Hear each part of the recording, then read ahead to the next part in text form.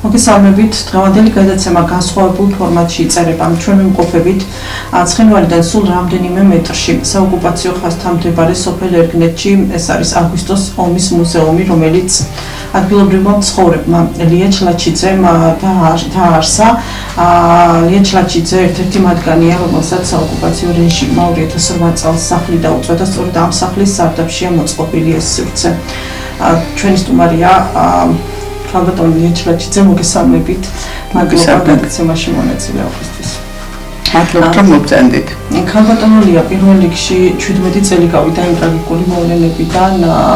თქვენ შემოინახავთ ისტორიას, ამაზე ოდნავ მოგვიანებით, მაგრამ მანამდე მე მინდა რომ დავუბრუნდეთ 17 წლის წინ და კიდევ ერთხელ გავიხსენოთ ის მოვლენები. მე მინდა რომ ყველაზე ემოციური, ყველაზე ტრაგიკული რა გახსენდებათ და როგორ შეიცვალა აი ამ 17 წლის განმავლობაში თქვენი ცხოვრება აი ამ პერიოდში.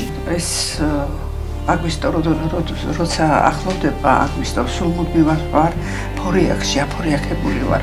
ჩემდაუნებურად იცით ვიხსენებ დღეს და ღამეს ვფიქრობ, ვიხსენებ იმ 17 წლის წინანდელ მოვლენებს და სულ ვფიქრობ, შეიძლებოდა თუ არა აი ამ უბედურების ჩვენი თავიდან აცილება, შეიძლებოდა თუ არა ამდენი ხალხის არ დაღუპვა, გადარჩენა, დანგრეული სოფლების ნახვა და ასე შემდეგ. მაგრამ ეს ალბათ დიდი ხნის ჩაფიქრებული იყო და ძალიან დიდი პოლიტიკის ნაწილი იყო ეს ჩვენი ომი. თუმცა ყველაფერს ვაკეთებდი ჩვენ იმისათვის, რომ ომი არ ყოფილიყო. მთელი 30-34 წლის განმავლობაში ომში ვიყავით ჩვენ. ის არ იყო დალაგებული ცხოვრება და მშვიდობიანი ცხოვრება რა მდგომარეობაში ჩვენ ცხოვრობდით და ძალიან ვცდილობდით რომ შეგვენარჩუნებინა ის მყიფე მშვიდობა, რომელიც არსებობდა. იყო მომენტები, როცა ხელიდან გაგვიქცეოდა ის მოვლენების მართვა და იყო ძალიან ბევრი ისეთი მომენტები, როდესაც აი რომ ვიხსენებ ახლა, ვფიქრობ, აი როგორ არ მოვკვდით იმ მომენტებიდან გამომდინარე. მე ძალიან ცუდი სიტუაცია შევესწარი ომამდე, ჯერ არ იყო 2008 წლის ომი დარჩენილი, როდესაც ჩვენს მინდორში 14 წლის ბიჭი, ერთ-ერთი ბავშვი, რომელიც ბაბუასთან იმყოფებოდა, თავის პაპასთან იმყოფებოდა, მინდორში ნაღმზე აფეთქდა, რომელიც სათამაშოში იყო და ჩამონტაჟებული და აი ბავშვის სხეული ნაკლეთები მისი ნაწილებად დაიშალა, გაფრინდა ჰაერში. ეს იყო საშინელება და აი აქედან დაიწყო ჩვენი, თუმცა მანამდეც ძალიან ბევრი ისეთი მომენტები იყო, რომლის გახსენებაც მოკლედ უცრემლოდ არ შემიძლია. დღესაც 17 წელი გავიდა და უცრემლოდ არ შემიძლია. ძალიან დიდი მწუხარება დღევანდელ დღემდე ჩემს თავს და ჩემი ოჯახის თავს, რადგან პირადად ჩემს თავს მე ძალიან მოქმედებს ეს ჩემზე, რადგან მამაჩემი საფლავი დარჩენილია ოკუპირებულ ტერიტორიაზე და 17 წელია მე იმ საფლავზე არ ყოფილა.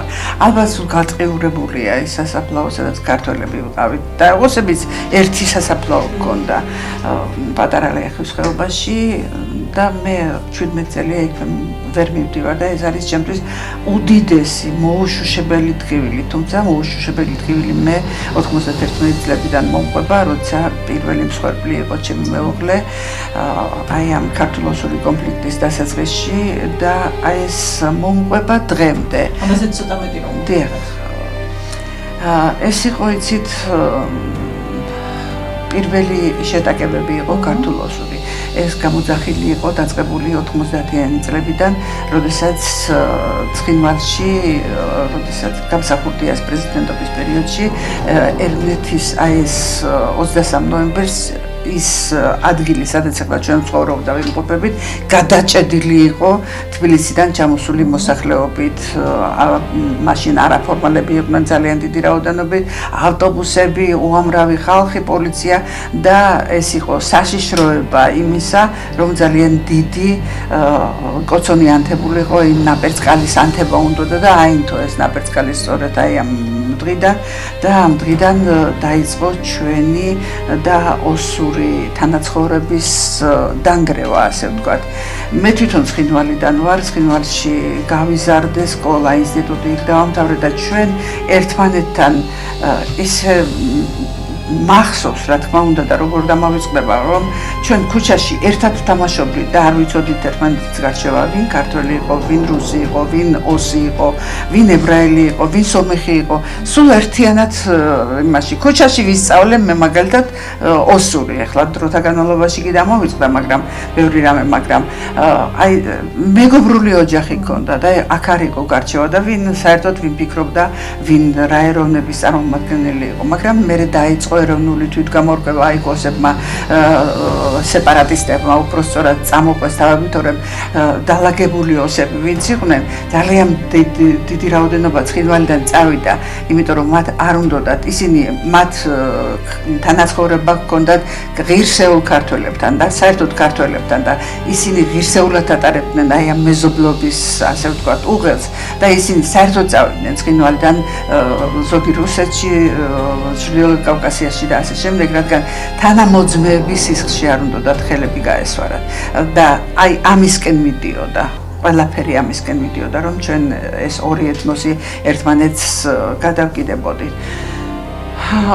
რა თქმა უნდა, ეს ძალიან ცუდი იყო, მაგრამ იცით რა არის, როდესაც აი უნებურად ერთმანეთს ომის შემდეგაც დაუშვათ ნეიტრალურ ტერიტორიაზე ასე შემდეგ ერთმანეთს ხვდებოდით, გვავიწყდებოდა ჩვენი ეთნიკური დაპირისპირება, გვავიწყდებოდა ჩვენი პოლიტიკაზე ხო საერთოდ არ იყო ლაპარაკი და არავინ არ ლაპარაკობდით, ეს იყო უკვე ძალიან ძველებური ქართულ-ოსური ურთიერთობა და ეს ამაზე მე ძალიან წყდება გული.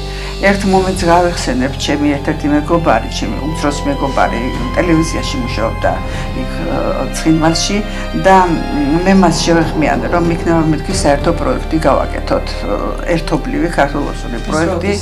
ეს იყო ომის შემდეგ, 4-5 წელი იყო გასული ომის შემდეგ და ოდნავ მინავლებული იყო ეს ცეცხლი, რომელიც არსებობდა ჩვენ შორის და ვთხოვე, რომ ქართულ-ოსური პროექტი გავაკეთებინა, რაიმე იყოს ამის საშუალება და შესაძლებლობა და მითხრა, ლია, ჩვენ აუცილებლად გავაკეთებთ ქართულ-ოსურ პროექტებს, მითხრა, მაგრამ ამ წუთში არ არის ამისი დრო.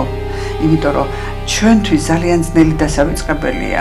ეხლა იმათვის რომ ძნელი დასავიწყებელია იყო, ჩვენთვისაც ძნელი იყო დავიწყება იმ ყველაფრისა, რაც მოხდა, იმიტომ რომ ომში ერთი მხარე არ ზარალდება, ომში ორივე მხარე ზარალდება და ორივე მხარეს აქვს პრეტენზიები ერთმანეთის მიმართ. თუმცა შინაგანად ძალიან ბევრი იქით მხარეს ფიქრობდა, რომ ეს არ უნდა მომხდარიყო, არ უნდა დაწყებულიყო და ეს ყველაფერი გამოიწვია იმ მესამე დიდმა ძალიან უხეშმა და ძლიერმა ძალამ, რომელიც ჩაერია ჩვენს ურთიერთობაში. ჩაერია, იმიტომ რომ მან დაინახა ერგნეთის ბაზრობის შემდეგ მან დაინახა ხალხი როგორ შევიდა ერთმანეთთან ნდობაში, როგორ დაიწყო ერთმანეთთან სიარული, როგორ ერთმანეთის ასე ვთქვათ ერთმანეთის ჭირის ჭამა დაიწყეს ამ ხალხმა და ეს ძალიან დიდ ნაღმად დაინახა რუსეთმა და ჩაყარა ის პატარ-პატარა ნაღმები ნელი მოქმედებისა, რომელიც აუცილებლად უნდა აფეთქებულიყო და ზუსტად 2008 წელს მომზადდა პირობები, როცა აფეთქდა. მე 2004 წლიდან 2008 წლამდე მუშაობდი ქალაქ ცხინვალში, ეს იყო ეუთოს ოფისი და ერთადერთი ლეგიტიმური ორგანო ეს იყო ქართულ-ოსური ურთიერთობის დასარეგულირებლად, ეს იყო შერეული საკონტროლო კომისია, რომელიც იყო 4-მხრივი, ჩრდილოეთი ოსეთი, სამხრეთ ოსეთი, რა თქმა უნდა რუსეთი და საქართველოს მხარე. და თვე არ გავიდოდა, რომ ეს კომისია არ შეკრებილიყო ძალიან დიდი შემადგენლობით, სადაც ეუთო იყო ჩართული, გაერო იყო ჩართული და ასე შემდეგ და ასე შემდეგ და სხვადასხვა ქვეყნებში მიმდინარეობდა ეს შეხვედრები მოსკოვში, ვლადიკავკაზში, ცხინვალში, თბილისში მუდმივად. ერთადერთ ხელ მახსოვს 2006 წელს იყო ლიუბლიანაში გაიმართა სლოვაკეთში ეს შეხვედრა, სადაც ძალიან მობილიზებული იყო, ძალიან კარგ დონეზე და დიდი თანხა გამოიღო იმისთვის, რომ დანგრეული მეურნეობა ქართულ-ოსური კონფლიქტის ზონაში აღდგენილიყო და ბევრი რამეც გაკეთდა, მაგრამ 2008 წლის ომმა მთლიანად გადაფარა ეს, მთლიანად დაანგრია იქითაც და ჩვენ მხარესაც და ეს დღემდე გრძელდება ეს ჩვენი დაპირისპირება და ურთიერთობა. რაც შეეხება 2008 წლის ომს, მე ამ 4 წლის განმავლობაში საკუთარი თვალით ხედავდი და მესმოდა თუ როგორ მიმდინარეობდა და როგორ მზადდებოდა ესე იგი საომარი მოქმედებებისთვის ნიადაგის შემზადება, როგორ მზადდებოდა ნიადაგი და ეს იყო ძალიან რთული დასანახი გარეს შეთვალთაგან, რადგან ამას ბევრი რამე უწყობდა, ბევრი ფაქტორი უწყობდა ხელს, ამაზე ჩვენ ძალიან შორს აგვიყვანს ლაპარაკი და მე ვფიქრობ, რომ აი ეს ფენომენი ქართულ-ოსური ურთიერთობა და ზუსტად ეს პერიოდი, აი 2000 წლიდან თუნდაც დღემდე არ არის შესწავლილი. ისტორიკოსები საერთოდ თავს არიდებენ აი ამ რა ვიცი შესწავლას, ამ ფაქტების გამომზეურებას და ფაქტების დადებას, რამ გამოიწვია, საიდან წამოვიდა, მართლა რუსეთის ბრალი იყო, იქნება ქართული მხრის ბრალი იყო, იქნება ოსური მხრის ბრალი იყო, იქნება ზოგადად ყველამ დავაშავეთ ამ საქმეში და მივიღეთ ის დღეს, რაც რეალობაც გვაქვს. ამიტომ მე ვფიქრობ, რომ ძალიან ცუდად მზადდებოდა ეს ყველაფერი და ამას ყველაფერს ვხედავდით. აი ჩავთვალოთ ერთი სიტყვით, რომ მე ჩემი თვალით ნახე ომის ანატომია. 2008 წლის ომის ანატომია, როგორი ძაბებოდა სიტუაცია, როგორი იკეტებოდა გზები, როგორი იტაცებდნენ ადამიანებს და სხვათა შორის ძალიან დადებითი როლი შეასრულა აი ამ კონტექსტში, როცა ქართველები და ოსები ერთმანეთს ტყვიებს აღარ ესროდნენ, ეს იყო ეკონომიკური მდგომარეობისა და ურთიერთობების გაღვივება. როდესაც ეკონომიკა ერთვება უბრალოდ იმაში დამოკიდებულებებში, მაშინ ადამიანი ფიქრობს მოგებაზე და არ ფიქრობს ომზე, არ ფიქრობს იარაღის გამოყენებაზე და ზუსტად ეს პერიოდიც გავიარეთ. და ის ძალიან სერიოზული შესწავლის საქმეა, ეს მე ვფიქრობ ძალიან სერიოზული. ჩემი სახლიც ისევე როგორც დიახ ეს როდის დაბრუნდით სოფელში? ჩემი სახლიც ისევე დაიწყო. მე 9-ში წავედი აქედან, 9 აგვისტოს წავედი აქედან. რა ხდებოდა 9 აგვისტოში? 9 აგვისტომდე იცით რა, ჩვენ ძალიან შევეჩვიეთ საომარ, ასე ვთქვათ, მოქმედებებს.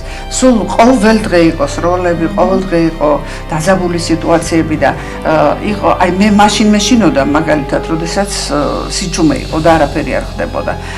მე სულ ვფიქრობდი, რომ აი მომენტში მზადდებოდა რაღაცა და როდესაც ისროდნენ, ვიცოდით, რომ ისროდნენ და ნუ თავს ვაფარებდით რაღაცას, არდაბებს, ასე შემდეგ და ასე შემდეგ. თუმცა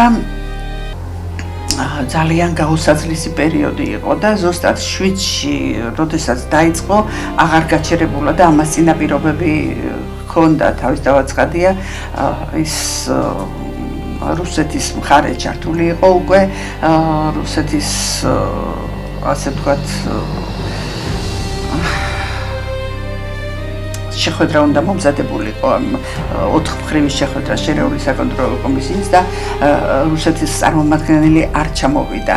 სადღაც მეორე კისში გაჩერდა მანქანა და თქვა, რომ მანქანა აღარ მოძრაობს, არადაბრონირებული მანქანა იყო, რომელსაც არაფერი არ დაუშავდებოდა, მაგრამ ეს იყო უკვე წინასწარ განზრახული, რომ აი აქედან ნიშანი იყო ეს, რომ უნდა დაწყებულიყო აქედან და მართლაც დაიწყო ეს ომი, აღარ ჩერდებოდა სროლები, ბავშვები სარდაფებში ყავდა ჩაყვანილი, ნუ მოკლედ ვინ როგორ ცდილობდა რომ გაესწრვა, დაეცალა სოფელი და მართლა ძალიან სწრაფად დაიცალა სოფელი, თუმცა დარჩნენ ბევრი ადამიანები დარჩნენ, რომელსაც გასვლის საშუალება არ ჰქონდა, ან რომლებიც შეგნებულად დარჩნენ, რომ იქნება რაიმე გადაერჩინათ აი ამ, მაგრამ ვერ მოხერხდა ვერაფერი, რა თქმა უნდა შემოვიდა რუსეთის არმია, ჯერ იყო საჰაერო დაბომბები, რომლებმაც ჩამოყარეს კასეტური ბომბები, ამ კასეტური ბომბებით დაიბომბა სახლები, გაჩნდა ხანძარი, არა, ჩვენ უკვე წასულები ვიყავით, ეს იყო 11-ში, როდესაც შემოვიდნენ 11 აგვისტოს, ჩვენ უკვე წასულები ვიყავით, რადგან გაუსაძლისი პირობები შეიქმნა, არ ვიცოდით გამოირთო სინათლეები, ჩვენ ყველაფერი ცხინვალზე ვიყავით დამოკიდებული, ყველაფერი ცხინვალიდან მოდიოდა, ელექტროენერგია, წყალი და ასე შემდეგ, ეს ყველაფერი მოგვესპო, არანაირი კომუნიკაცია აღარ ჰქონდა, სინათლე გამოირთო, ტელეფონები ყველას დაგვიჯდა, ვეღარ კონტაქტობდით ვერავისთან, იძულებული გავხდით, რომ წასულიყავით, რადგან გაუსაძლისი პირობები იყო და როდესაც ჩვენ წავედით, აი მაშინ გადაიწვა თითქმის მთელი სოფელი. მოკლეს ადამიანები, ჩემი მეზობელი იქით ქუჩაზე გიგო პაპა 91 წლის საკუთარ საწოლში, საკუთარ სახლთან ერთად გამოწვეს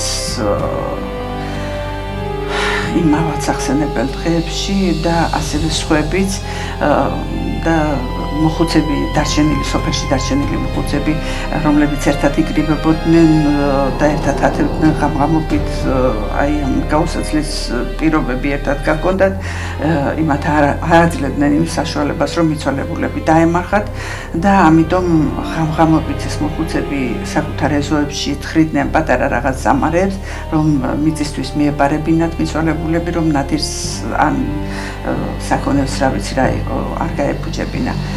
აი ასეთი მძიმე პირობები იყო, გაუსაძლისი პირობები მართლაც. როდის დაბრუნდით და როდესაც დაბრუნდით რა დაყავდათ? მე დავბრუნდი 10 დღის შემდეგ. 19 აგვისტოს დავბრუნდი, რომ არ ვიცოდი რა მდგომარეობაში იყო ჩემი სახლი. აქედან გამოსულებს ვეკითხებოდი, რომ რა ხდებოდა, ხომ არაფერი იცოდნენ, მაგრამ არავინ არაფერი არ იცოდა, იმიტომ რომ უკვე დაცლილი იყო სოფელი და იმას კი ხედავდნენ თითო ორულად დარჩენილი, რომ სულ მაშინ კვამში იყო მთელი სოფელი გახვეული. აი 160 სახლი დროულად დაიწვებოდა, ეხლა თქვენ წარმოედგინეთ, აქ რა ამბავი იქნებოდა, ხო, დარწმუნებული ხარ. და მე დავბრუნდი 10 დღის შემდეგ. ტირზნისამდე მარშრუტკა სამარშრუტო ავტობუსი მოვიდა და ტირზნისიდან ფეხით გადმოვედი და როდესაც შემოვედი სოფელში, ჯერ გზაზე ისევ პატრულირებდნენ რუსი და ოსი სეპარატისტები და ეს ოკუპანტები და როდესაც სოფელში შემოვედი, დავინახე ესე იგი გაოგნებული დავრჩი. აი, ყველაფერს ველოდი, მაგრამ რატო არ ველოდი, რომ ეს მხეცურად მოექცეოდნენ ჩვენს ან მოსახლეობას, ან ჩვენს სოფლებს ეს ოკუპანტები, ნამდვილად არ მეგონა და რატომ არ მეგონა, არ ვიცი, ვერ გეტყვით. ნამდვილად არ ვიცი. დღემდე ვფიქრობ, რატომ არ მოვემზადეთ ჩვენ იმისათვის, რომ აი დაიწყებოდა მithumetes მათმა ფაშისტმა პრეზიდენტმა გამოაცხადა, რომ ჩვენ თქვენთვის გვაქვს ასე როგორ რუსულად თქვა, დამაშნი ზაგატოვი, საშინაო ისინი მომზადებული გვაქვს საშინაო დავალებებიო თქვენთვისო. რთული იყო ამის ყველაფრის ნახვა. ძალიან რთული იყო, ბევრი ახლა მოკლე ისინია პერიპეტიებია, რომლებიც აღარც მინდა მართალი გითხრათ გავეხსენო და საერთოდ მუშაობ ჩემ დავზე, რომ ბევრი რამე დავივიწყო, მაგრამ ისეთი რაღაცები მოხდა ჩვენ ცხოვრებაში, რომ მისი დავიწყება არ შეიძლება. როგორც არ უნდა იმუშაო საკუთარ დავზე, ვერ დაივიწყებ ამას. დიახ, და ძალიან ახსენეთ, რომ თვითო კომუნიკაცია გქონდათ ოს ხალხთან. საინტერესოა დღეს თუ გაქვთ რომელიმე მათგანთან რაიმეს ფორმით კონტაქტი ცხადია ჩვენ ვამბობთ რომ მათ საფრთხე კი როგორ არა ძალიან ბევრი მოდიან საქართველოში გადმოდიან ისინი აი რომ ამბობენ რომ ქართველები გადაიბარდნენ იქით ეგრე არ არის რომ ქართველები გადაიბარდნენ ისინი ძალიან ბევრი ეგრეთ წოდებულს იმას ბათოხლატებს მიღმა გამოდიან და არღვევენ ან ოფიციალურად ლარსით შემოდიან საქართველოში და ყველა იმ სიკეთეს იღებენ რასაც შეიძლება ქართველმა შესთავაზოს. თუნდაც ეს მაგალითად ის პროგრამა ჯანდაცვის პროგრამა რა დღეს ხო გამოდიან იმათ მოყვებიან თავიანთი ახლობლები და ისინი საკუთარი თვალით ხედავენ რა ხდება მაგალითად ჩვენს დედაქალაქში საავადმყოფოებში რა ხდება როგორ ხდება და მართალი გითხრათ ძალიან ბევრჯერ მომხდარა ისეთი რომ უკან დაბრუნება აღარ მოусურვებიათ მაგრამ გარამოების მსხვერპლი არიან ისინი და განწყობები იცით რა მათ არის აი რატომღაც გაყოფილია საზოგადოება ძალიან ბევრი ქართველია იქ დარჩენილი შერეული ოჯახის წარმომადგენელი ზოგი სიძია ზოგი რძალია და აი მათ ნამდვილად ზუსტად ვიცი რომ მათ ომი არ უნდათ მათ უნდათ გამოსვლა ჩემი ძალიან ახლონათესავით არის დარჩენილი იქ იმიტომ რომ ოსი მეუღლე ყავს და გვეხმიანება მოდივართ ახლა პოლიტიკაზე რა თქმა უნდა არ ვლაპარაკობთ მაგრამ გვეხმიანება ის და ძირითადად ქართველები ამას არ ამბობენ ოსები ამბობენ რა გვინდოდა ჩვენ რუსების ბატონობა ბატონობენ იქ რუსები რა გვინდოდა ჩვენ რუსების ბატონობა აი ზემოთ დგვისში მაგალითად ააშენეს ერთ-ერთი სკოლა ააშენეს სადაც სამხედრო ცხინვალსა და თამარაშენს შორის იმ მონაკვეთში და იქ სწავლობენ რუსის სამხედროების ვინც არის ცხინვალში იყო დისლოცირებული სამხედროები მათი ოჯახის წევრები შვილები და ასე შემდეგ და აი იმ ტერიტორიაზე იქ არც უშვებენ იმას ოსებს არც უშვებენ რატომღაც აი რაღაცა იზოლირებული არიან ну ერთი სიტყვით არ არის მაყოფილი ერთი ნაწილი ძალიან დიდი ნაწილი წასულია ცხინვალიდან ძალიან ცოტა არის დარჩენილი და ცხინვალში შეიგრება ის ხალხი ვინც მთებში ცხოვრობდა ოსები და ჩამოვიდნენ და ნახეს რას ნიშნავს ქალაქი და ქალაქში ცხოვრება 17 წელი გავიდა როგორი არის ომიდან 17 წლის შემდეგ ცხოვრება. თქვენ არ დატოვეთ სოფელი მაშინ, როდესაც თითქმის დაცლილია და ძალიან ბევრი ოჯახი წავიდა და ალბათ ამისი ობიექტური ბევრი მიზეზი არსებობს. თქვენ რა მოგცათ мотиваცია, რომ აი აქ დარჩენილიყავით და გაგრძელებინათ ცხოვრება აი ამ ძიმე მოგონებებში და აგერ საოკუპაციო ხასთან პირისპირ მაშინ, როდესაც ხო არის თუ არა ის ყოველდღე უყურებთ ხო აი ამ აგერ რამდენიმე მეტრი არის ცხინვალით და რა გამოწვევები შეგხვდათ და დღესაც როგორ აგრძელებთ რა არის ყველაზე რთული აი საოკუპაციო ხასთან ამ ეტაპზე აი 17 წელი გავიდა უკვე და გადის უბრალოდ 17 წელი და მე პირადად არ მავიწყდება ის პერიოდი რაც ახლა ახლოვდება ის 8 აგვისტო უფრო და უფრო მიცხოველდება ის მოგონებები და ის ყოველი წუთიერი იმ დროის აი ფოტოგრაფიით მაქვს აღბეჭდილი ცნობიერებაში და მახსოვს რა დროს რას ვაკეთებდი რა დროს როგორ ვიქცეოდი ჩვენი ცხოვრება ამ 17 წლის განმავლობაში ბევრად არ შეიცვალა. ერთადერთი შეიცვალა ის, რომ სიწყნარია და ამ წუთში მე არ მეშინია, რომ ვიდმე მესვრეს. მაშინ ყოველ წუთში იმის შიში ჰქონდა, რომ ვიღაცა გვესრო და აგვაფეთქებდა და ასე შემდეგ და ასე შემდეგ, რადგან იყო ამისი ნიშნები.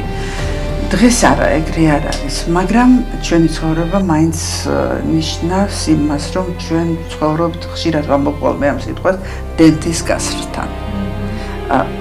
ღმერთმა არ აქნას კიდევ ეს კასრი აფეთქდეს, მაგრამ ყოველ წუთში ვფიქრობ, რომ შესაძლებელია აფეთქდეს. ჩვენი ძირითადი ახლა მართალია დღეს იარაღს ტყუებს აღარ გვესვლიან, მაგრამ ჰიბრიდული ომი მიდის ჩვენს წინააღმდეგ და აი ძალიან ხშირად მაგალითად ტელეფონზე მერთობა იქაური პროვაიდერი, რომელიც მაგალითად ცხინვალში ოპერირებს და მე ხედავ რაღაცეებს ვწნობ ტელევიზიასაც ხშირად არა, მაგრამ მაინც ვრთავ ტელევიზიას და უყურებ. იცით, ძალიან სერიოზული პროპაგანდა მიმდინარეობს დღემდე ოსების მხრიდან, ოღონდ რუსების, ასე ვთქვათ, დაკვეთით ჩვენს მიმართ. ჩვენგან ქართველებისგან მტრისხატია შექმნილი. მაგრამ იცით რა, როდესაც აქეთ გამოდიან, ეს მტერი ავიწყდებათ ვინ არის. რომ იქ ქართველია მტერი მათი და აქეთ რო გამოდიან ქართველებთან ავიწყდებათ. ესენი გამოსული ადამიანები მიდიან ბათუმში, მიდიან სხვადასხვა დასასვენებლად, სხვადასხვა საკურორტო ზონებში, განსაკუთრებით ქობულეთში, ზღვისპირებში და ასე შემდეგ. აქედან მიდიან თურქეთში, რადგან უფრო იოლია მოკლე გზაა ვიდრე რუსეთიდან წასვლა და იქ ისვენებენ, ყიდულობენ ასე შემდეგ და რაღაც მოაქვთ იქიდან, თუმცა საშიშროებაც არის, იმიტომ რომ ბოროტი ენები მუშაობენ და სულ ეუბნებიან, რომ აი თქვენ ქართველები ამას გაგიკეთებენ, იმას გაგიკეთებენ, მაგრამ ფაქტიურად მე წმუნდებიან ისინი, რომ ქართველები ამ წუთში მშვიდობიანი თანაცხოვრების მომხრეები არიან და მათთვის არა აქვთ განსაზღვრული საომარი მოქმედებები. პროპაგანდა მუშაობს ძალიან. კი. რუსული პროპაგანდას. კი, რა თქმა უნდა, პროპაგანდა მუშაობს ქართულ მხარესაც, თუმცა რუსული პოლიტიკა ისეთია, რომ ნელ-ნელა უნდათ ჩაგვიტრიონ ჩვენ საბჭოთა კავშირის შემდგომ დროინდელ სიტუაციაში, მაგრამ მე მაგალითად ნამდვილად არ მინდა იქ ცხოვრება აღარ მინდა. რუსეთში ცხოვრება ნამდვილად აღარ მინდა და საბჭოთა კავშირში ცხოვრება. აი, ისეთ რა მიგვიშ ძალიან შეიძლება ძალიან მარტივ ენაზე ვლაპარაკობ ახლა, რასაც მე ვამბობ, მაგრამ თუ რუსეთს ჩვენი მთავრობა იმას აკეთებს, რომ რუსეთთან კარგი ურთიერთობა უნდა გქონდეს, უნდა აღვადგინოთ ურთიერთობები და ასე შემდეგ და ჩვენ ნელ-ნელა რუსეთში უნდა ჩაგვიტრიოთ, მაშინ გამოვაცხადონ, პირდაპირ დაუსვან საკითხი, რომ დაგვიბრუნეთ მაშინ სამაჩაბლო, დაგვიბრუნეთ სამხრეთ ოსეთი, დაგვიბრუნეთ აფხაზეთი და მერე მოგთხოვეთ თქვენ, მერე მოითხოვეთ თქვენ რა გინდათ. რატომ არ აყენებენ ჩვენი ისინი რა ქვია? ესე იგი რუსეთმა უნდა თავისი პოზიციები გაიმაგროს, გაატაროს ყველაფერი თავიანთი პოლიტიკა და ჩვენ უნდა უყუროთ და დაშევუკრათ. ესე არ შეიძლება. ან ის რუსული კანონები, რასაც იღებენ დღეს ჩვენი პარლამენტი, რომელიც ჩვენ მაგალითად მე ბევრჯერ მithქვია და კიდევ გავიმეორებ, რომ ჩვენ არანაირი გავლენის აგენტები არა ვართ. ჩვენ ვართ ადამიანები, რომლებიც ძალიან დაიძრგუნენ. მე პირადად ჩემმა ოჯახმა 3 ომი გადაიტანა. 3 ომი და კიდევაც როგორ ვდგევარ ფეხზე ძალიან მიგვირს. და ეს ყველაფერი იმ საერთაშორისო არასამთავრობო ორგანიზაციების დახმარებით მოხდა, რომელმაც გადაგვაჩინა ჩვენ და რომელმაც ჭერი მოგცა, თორემ ჩვენმა ხელისუფლებამ იმ პერიოდში დაიბანა ხელები და თავის ასე ვთქვათ ამბიციებს მიხვდა. რადგან ახლა ამ საკითხზე ვსაუბრობთ, ამ თვითონ სოფელსაცმელი საჭიროება აქვს, როგორც საოკუპაციო ხასიათმდებარე სოფელი, რამდენად საკმარისი ხელისუფლების ყურადღება და რა საჭიროებები აქვს ყველაზე მეტად. საკმარისი კი არ არის, საერთოდ არ არის ყურადღება ხელისუფლებიდან. საერთოდ არ არის ყურადღება. აი ჩვენი სოფელი მაგალითად ერგნეთი თითქმის შიდა ქართლის ცენტრია, ხო, ესე ვთქვათ, არ არის სადღაც მიუვალფებში და ასე შემდეგ. 30 კილომეტრით არის დაცილებული რაიონული ცენტრიდან, გორიდან და სოფელი ფაქტიურად თვალსათა ხელშუა კვდება. ძალიან ცოტა ბავშვებია სკოლაში. ბავშვები აღარ იბადებიან, იმიტომ რომ ახალგაზრდები მიდიან სოფლიდან. ახალგაზრდები ემიგრაციაში მიდიან. ახალგაზრდების და ქალებიც ვინ უნდა გააჩინოს ბავშვი. ეს თვალსა და ხელშუა ხდება. დღევანდელ დღეს სოფელში რომ არ იქნება შაბათ-კვირას ტრანსპორტი საერთოდ არ დადის. მე არ ვიცი რატო ამ ხელისუფლებამ აი ამ სამარშრუტო ტაქსებს და ამ ტრანსპორტს რატომ ვერაფერი ვერ მოუხერხა. აი ძალიან მიგვირს ეს. როგორ შეიძლება დღევანდელ თუ მანქანა არ აქვს ჩათვალე რომ საათობით დგეხარ გაჩერებაზე და საათობით დგეხარ და ელოდები ტრანსპორტს. ეს როგორ შეიძლება? როგორ შეიძლება სოფელში მაღაზია არ იყოს? შეიძლება ართიათი არ იყოს. აი როგორ შეიძლება საყოფაცხოვრებო მომსახურების არანაირი ობიექტი სოფელში არ იყოს? არ ვიცი, გასაკვირია პირდაპირ, აი გასაკვირია. და ამ დროს ბიძინა ივანიშვილის ფულებს ვდარაჯობთ. რატომ? აი აგვისტოს ომის დღეებში მაინც თუ ხდება მათი მხრიდან რაღაცა. იცით რა, შარშან მაგალითად წელს არ ვიცი ახლა როგორ იქნება, მაგრამ შარშან ძალიან ბევრი ადამიანი და პოლიტიკური პარტიები სხვადასხვა დღეებში მოდიოდნენ და იმასაც ვფიქრობდი, რომ ერთმანეთთან კოორდინაციაში მაინც ყოფილიყვნენ, რომ ერთდროულად არ მოეყარათ თავისუფლებას და მე ყველას გამოვუცხადე, რომ ეს არის მუზეუმი, სადაც შეიძლება მოვიდეს ნებისმიერი პარტიის წარმომადგენელი, ნებისმიერი რომნების და დაათვალიეროს. ეს არ არის ვიღაცის ექსკლუზიური უფლება, რომ მარტო მოვიდეს ნაციონალი, ან მოვიდეს ლელო, ან მოვიდეს სხვა პარტია და ასე შემდეგ და ასე შემდეგ. და ყველას გამოვუცხადე, რომ ეს არის ის ნეიტრალური ადგილი, სადაც მშვიდობის ენაზე უნდა ელაპარაკოთ თქვენ და აი, როდესაც ჭიშკარს გადაცდებით, იქ მერე თქვენი პოლიტიკური ამბიციები მუზეუმს არავის არ გამოვაყენებინებ პოლიტიკური ნიშნით, არავის. და დანარჩენი ჭიშკარს იქით რაც უნდა ქნან, როგორც უნდა მოიხსნან. და მართალი გითხრათ, მე ვფიქრობ მოვიდნენ კი როგორ არა მოვიდნენ, მაგრამ თლად ის არ იყო, რაც ვერ დაკმაყოფილდა ჩემი გული, რომ ეს უფრო პოლიტიკური იყო, ნიშანი იყო ეს მათი გამოცხადება. მოდი მუზეუმზეც ვისაუბროთ ცოტა, ასეიდან წამოვიდა ხუთქოთაი რატომ მოგიგდათ, რომ აი ეს რთული, ტრაგიკული დღეები იკითხება ხო აქვთ ჩემო. ძირითადად აი ეს ისტორიული ნივთები როგორ მოხდა ამის შეგროვება, მუზეუმის იდეა რატომ გაგიჩნდათ და რას ყვება ეს თითოეული ნივთი, როგორ შეაგროვეთ ესე ვთქვათ. თქვენ გააკეთეთ თუ გქონდათ აი მხარდაჭერა.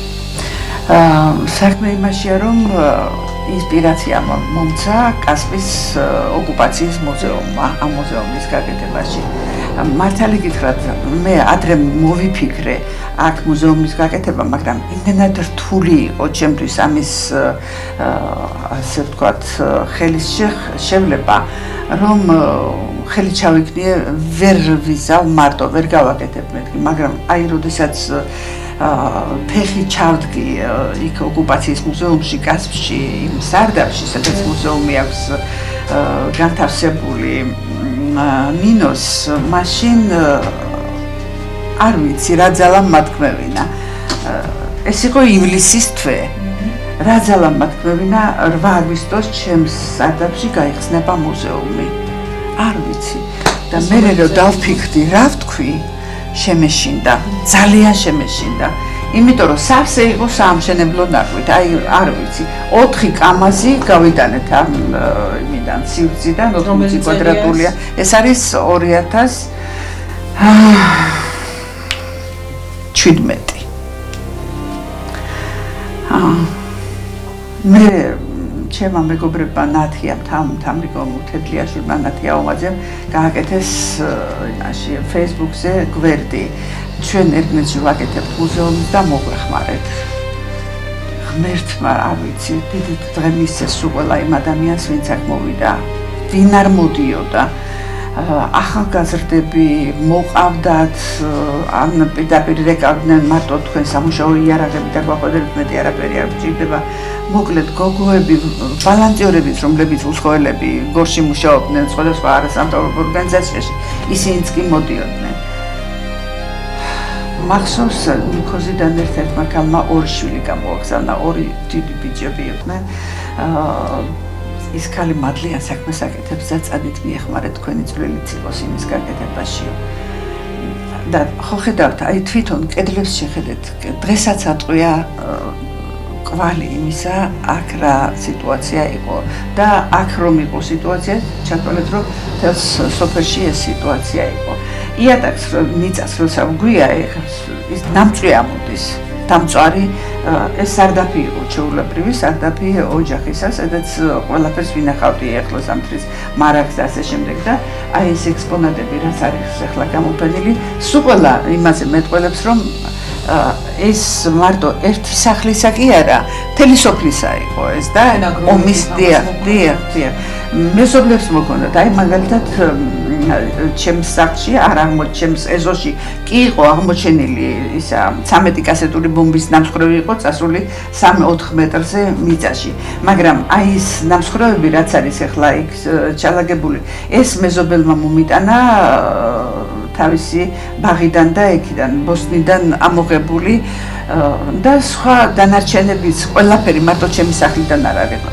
აი ეს აკვადი მაგალითად ვარიანიდან გამომიტანეს ეს სათამაშოები მეზობელმა მომცა ბავშვის სათამაშოები და ყველაფერი და ყველაზე ძვირფასი ექსპონატი ჩემი ამ მუზეუმისა გახლავთ აი ეს დროშა, საქართველოს ეროვნული ასე ვთქვათ სიმბოლო დროშა და იქ სურათიც არის მე როცა შემოვედი 19 აგვისტოს ეს ქუჩაში ეკდო ეს დახეული და მე შიშით მართალი გითხრათ რომ არავის დაენახა იქ რუსები და ოსები გითხარით პატრულირებდნენ კაბის ქვეშ დავმალე და ისე მოვიტანე სახლამდე და მე დავმალე აქ სადღაცას და არ მახსოვს დამავიწყდა და დავმალე აქ ისეთი სიტუაცია დამკვდა და ბევრი წლები რომ გავიდა სხვენის დალაგება გადაწყვიტეს ჩემაშვილებმა და იქ იპოვეს სადღაც ბანკაში იმაში კილაში ჩადებული დამალული ეს დროშა და დღეს აი ძალიან დავით გულისკივილით ვიხსენებ ხოლმე რომ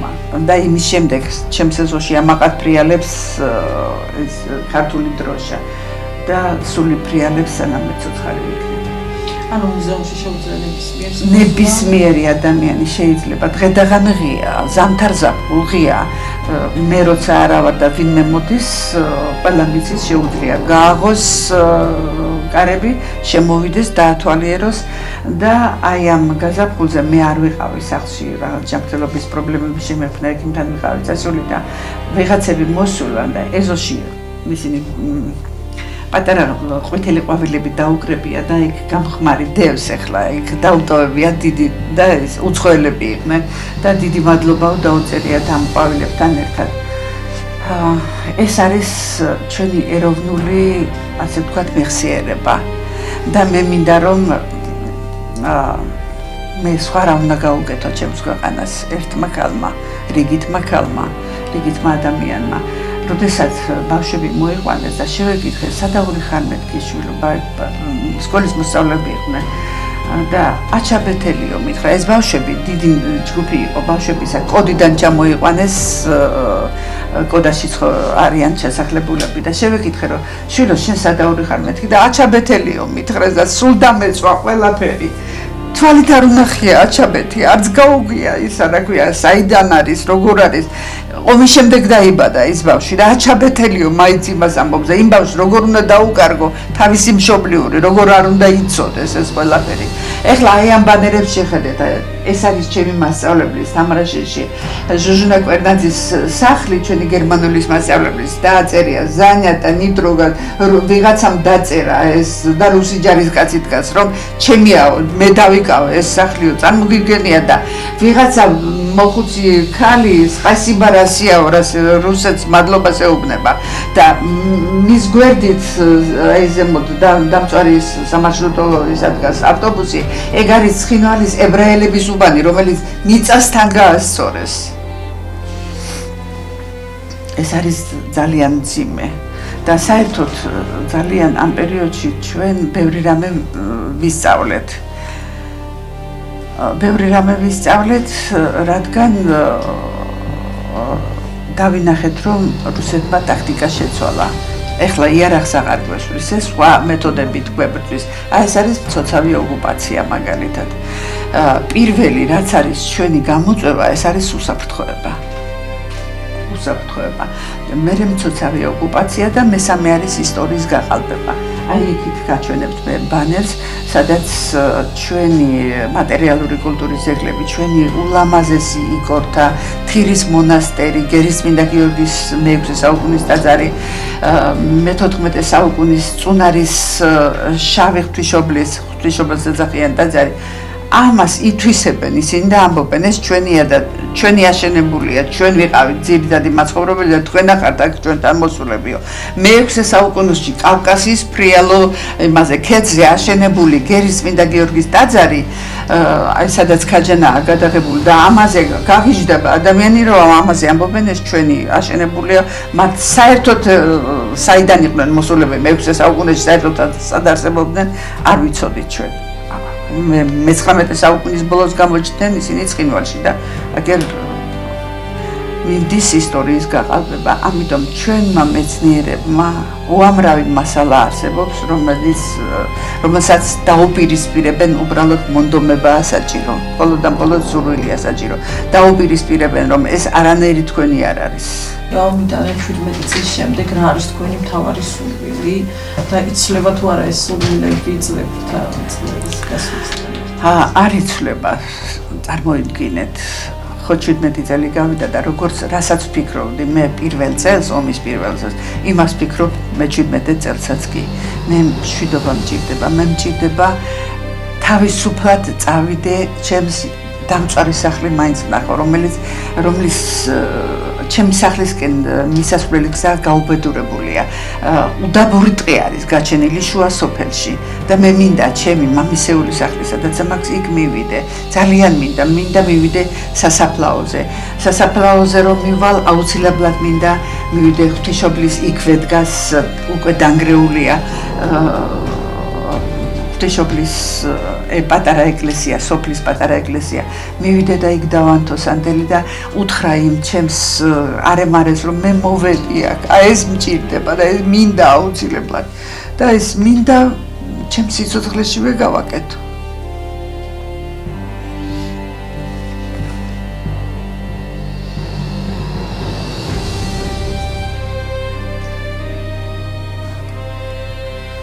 მე ვიცი ლელა, რომ ერთშენიერ დღეს ეს მართულ ხალხები დაინგრევა, აუცილებლად.